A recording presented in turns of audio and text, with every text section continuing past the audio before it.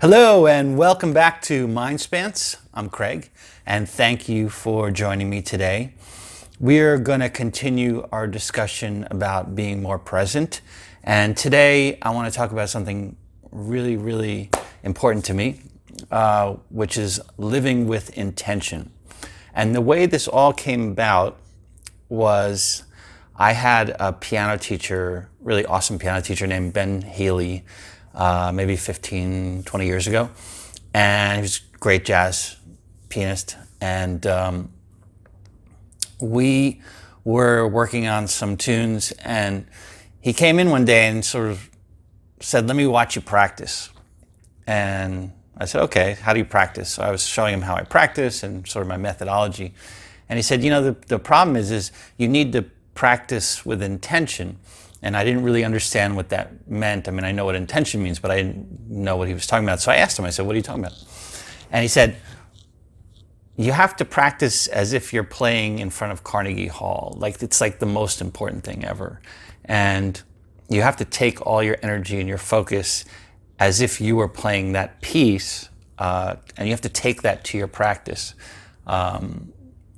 And I thought about that quite a bit, and it didn't really sink in for a while, but it became sort of the cornerstone for my piano practice, but it also became the cornerstone for a really deep meditative practice and what I sort of talk about every day, which is I want to have a better day every day. I want to elevate the existence that I have. And I think that one of the keys to that is to live with intention, to bring everything to every moment. So we'll talk a little bit more, but let's do our stretch real quick. All the way up to the sky, deep breath. In, allow it to come out slowly. Relax your shoulders, relax your jaw, and we're good to go. So, how can we work on bringing more intention to our daily life? And I think we've had a lot of different practices across quieting the noise in our mind and how we work to sort of slow ourselves down, to be more present. We talk about our walking meditations, and all of these things sort of intertwine with each other. And what I can tell you, I think a really funny story is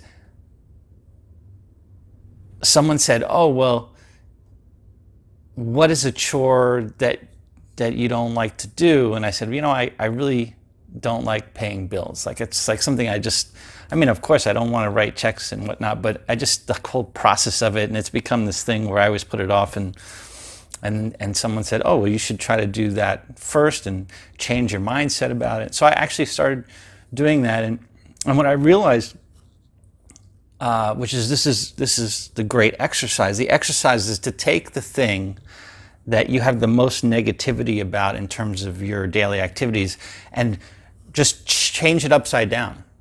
Bring all your happiness. Take the thing you're most happy and positive about, if it's eating, chocolate chip cookie ice cream or whatever it is, or going to the gym, or whatever you love to do during the day, or reading, or doing spreadsheets, or whatever. Take that joy and energy and positivity and bring it to sort of the most difficult chore mentally for you. And it's amazing that if you do that, what you realize is that it was all this construct. So I'd go look at my bill, say, "Oh, I can't wait to do this," and I'm going to look at the envelope and where it came from and really get into it, like bring all my focus and energy into this process. And it's amazing, like in a very short period of time, I had no issues with this thing anymore. It was gone.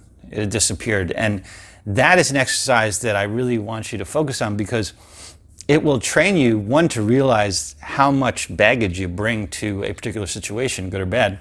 And secondly, it's the process of knowing that when you bring that kind of energy and focus and positivity to a situation, that the outcome is likely to be so much better. Not just likely, it's going to be way, way, way better in terms of, one, your brain. You know, we try to get rid of autonomous stuff in our life and our attachments and things that we talk about. But we also want to retrain our brain to work for us, right? We want to retrain our brain to, instead of building bad autonomous attachments that hurt us, build really good autonomous behaviors that help us. Like, how do we quickly bring energy and focus and happiness to a particular situation? How do we very, very quickly bring ourselves into a relaxation mode using, you know, triggers and things like that during our practice? So we can positively train our brain in a way. And so that this concept of intention, which is from the minute you wake up, is, you know, that's why I stretch and smile and breathe. When you wake up, do the same thing, and sort of every step that you take it with purpose. Don't just let things happen to you, because what you realize, you could say it's sad or whatever, I don't know. It is what it is that we tend to do a lot of autonomous things during the course of the day. And it's like, where did the day go? That's because you weren't really focused. And when you really get intense and get present on this stuff, you'll find that the day is like an eternity. Every minute is like a beautiful eternity of exploration and joy and peace and love. And so I'm going to end it with that. I wish you all an absolutely phenomenal day. I am inside again today because it is a massive, massive storm out there. And but it's pretty cool. The waves are cool. And I wish you well. Be patient with yourself. It's a process. There's no wrong or right way to do this practice. It's just what's right for you, and to bring your energy to it. And if you do that, you will get, I think, a really great result from the work you put into it. So enjoy. Thank you again. Please like the video if you like it. Share it with your friends, of course, and subscribe to the channel. And there's lots of other videos on different things, so check them out, and we'll talk very soon. Have a great day.